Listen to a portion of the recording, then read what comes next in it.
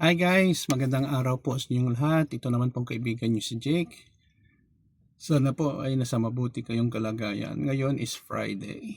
Okay, medyo umuulan dito sa Negros Occidental, no?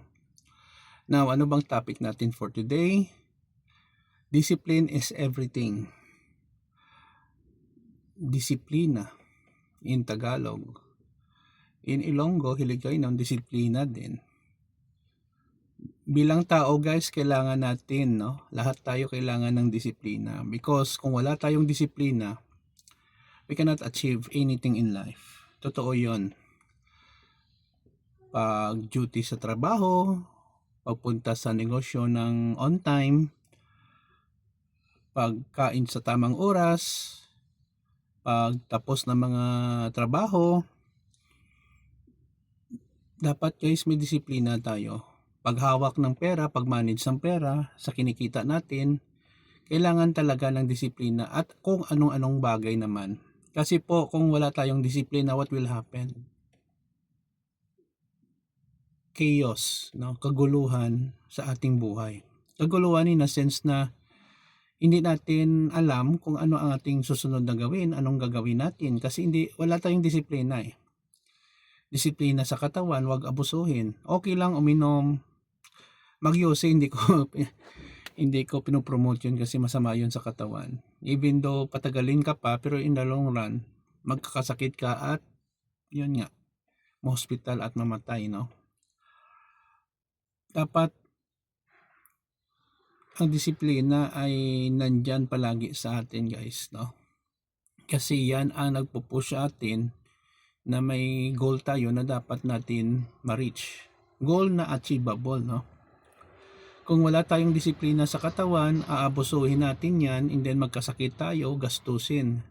Tandaan natin guys, dito sa Pilipinas, hindi po dito libre ang paggamot, no? Especially sa mga private hospitals. Kaya nga sa public, libre ang stay mo, pero mga gamot hindi naman libre. At saka sobrang mahal ang mga singil ng mga doktor. Alam naman natin, mag-aral ka ng doktor, millions of pesos din ang gagastusin. So, paano nila mabawi? Matagal pang pag-aaral, pagkuha ng exam, makapasa, OJT, or internship. So, justifiable naman na mahal ang kanilang singil. Sa ating buhay, mag-aral tayo, mga estudyante dyan, kung wala kayong disiplina sa pag-aaral, mafe-fail ka sa subject.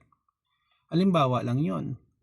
Bilang empleyado, government man or private, kung palagi lang tayo late sa pagpunta sa trabaho, siyempre, hindi yun maganda sa ating performance. Most likely, i-terminate tayo sa trabaho. Sa pagninegosyo naman, kung wala kang disiplina sa pag-manage ng pera at customer, mawalan tayo ng customer at malulugi po tayo. Ganyan talaga ang buhay ng tao guys. Everything starts with discipline, no? Kung wala tayong disiplina, nako po, walang patutunguhan ang ating buhay.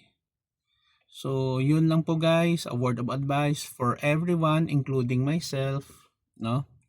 Dapat ilagay natin ang ating sarili sa tamang disiplina. Yun lang po, maraming salamat sa inyong pag-follow sa aking Facebook and YouTube channel. Please subscribe guys kung nanonood kayo sa manpanig kayo ng mundo. Maraming salamat po.